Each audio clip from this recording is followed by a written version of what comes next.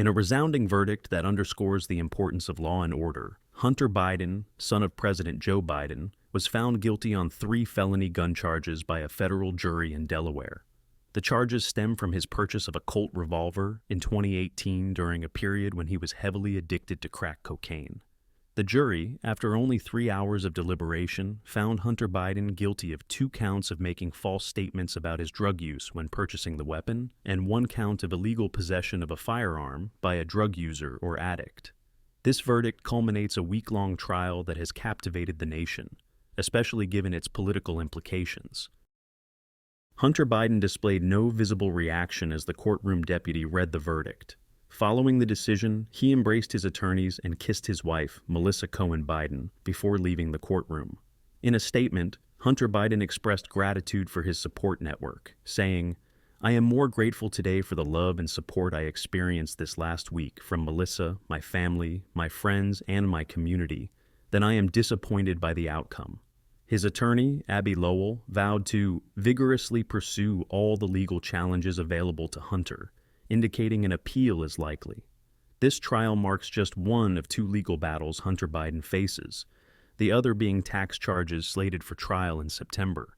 Despite the mounting legal challenges, President Biden has stated he will not pardon his son, affirming, "I will accept the outcome of this case and will continue to respect the judicial process as Hunter considers an appeal." The gun charges are rooted in a particularly dark period in Hunter Biden's life. Following the death of his brother Beau in 2015, which saw him spiraling into addiction to crack cocaine and alcohol, the case centers around a Colt revolver Hunter Biden bought at a Wilmington gun store in October 2018, only to have it discarded in a trash can outside a grocery store by his then-girlfriend, Hallie Biden, 11 days later. Prosecutors argued that Hunter Biden lied on the mandatory federal form required for all gun purchases, falsely claiming he was not using illegal drugs.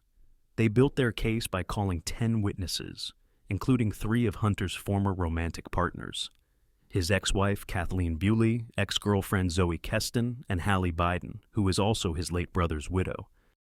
Bewley recounted discovering Hunter's crack pipe on their porch, a revelation that ultimately led to their divorce. Keston and Hallie Biden testified under immunity, detailing their first-hand experiences of Hunter's drug use. Keston shared that she had witnessed Hunter cooking crack from powder cocaine, while Hallie revealed that she and Hunter had smoked crack together, an episode she described as deeply shameful. Prosecutors further bolstered their case with excerpts from Hunter Biden's memoir and text messages from 2017 to 2019, in which he candidly discusses his drug use and addiction. Notably, text messages from just days after he bought the gun indicated he was still involved in drug activities, contradicting his claims on the federal form.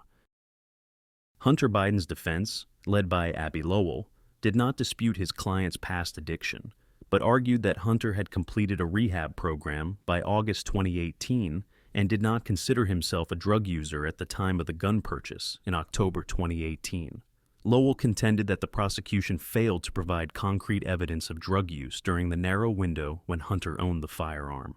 In his closing arguments, Lowell accused the prosecution of relying on misdirection to obscure weaknesses in their case, emphasizing the lack of direct evidence from the crucial period in October 2018. He urged the jury to consider the context and Hunter's rehabilitation efforts.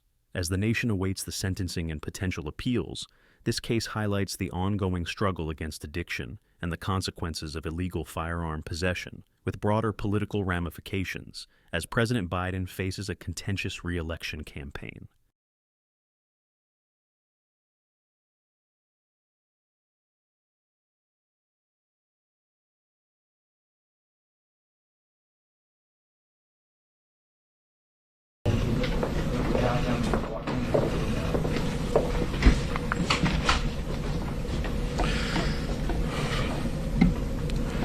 Good afternoon.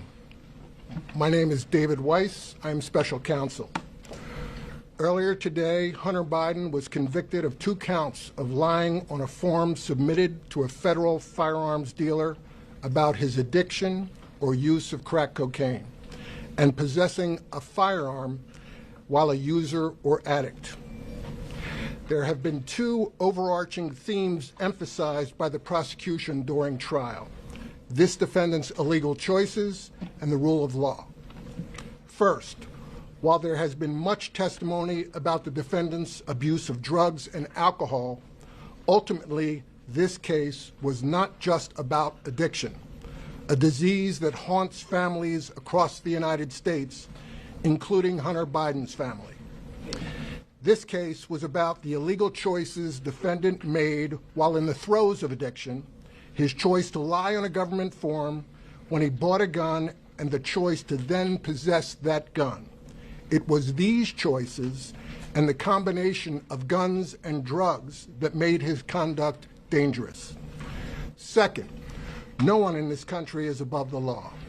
Everyone must be accountable for their actions, even this defendant. However, Hunter Biden should be no more accountable than any other citizen convicted of this same conduct. The prosecution has been and will continue to be committed to this principle and to the principles of federal prosecution in carrying out its responsibilities. I want to thank the jury for their service. There are few civic responsibilities more important than jury service. 15 Delawareans came to court each day and performed their responsibilities in a professional and conscientious manner. We thank them. I want to thank Derek Hines, Leo Wise, and the entire special counsel team. I am so proud of this group of attorneys, agents, and litigation professionals. This is a difficult assignment.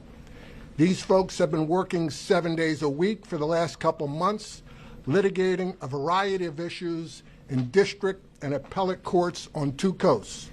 They have given their heart and soul to this work. They represent the best that public service has to offer. I am incredibly grateful.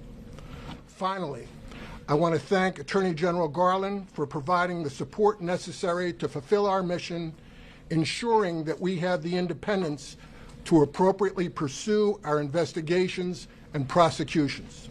As you know, we have additional trials and investigative work to be done, so I will not entertain questions at this time. Our work continues. Thank you for your consideration.